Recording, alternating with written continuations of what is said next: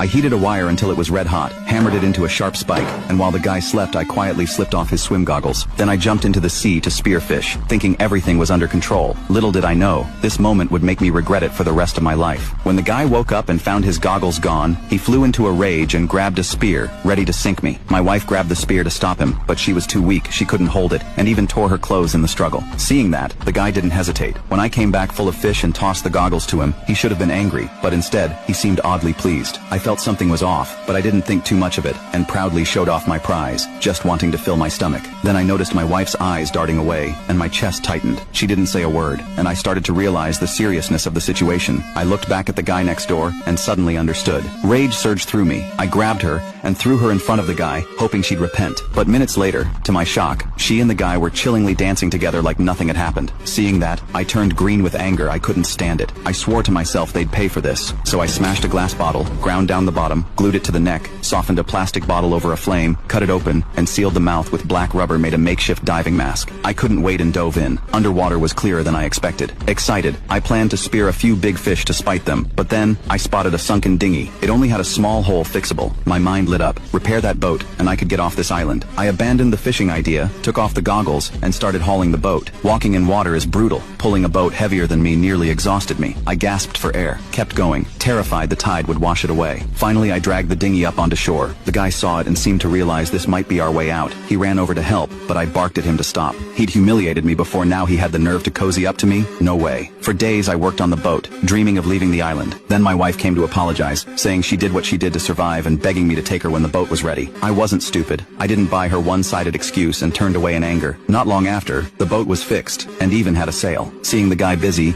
I grabbed my spear, planning to catch a few more fish for provisions. But as soon as I hit the water, I sensed something was wrong. I surfaced and saw they had already loaded all their stuff into the dinghy. They were trying to steal my boat. Fury boiled over. I sprinted to the shore, trying to stop them, but it was too late. They'd pushed the boat into the water. I chased after them but couldn't catch up, and could only roar on the beach. Watching them sail away, my anger strangely shifted to amusement. I lay back in my chair, ready to watch the show.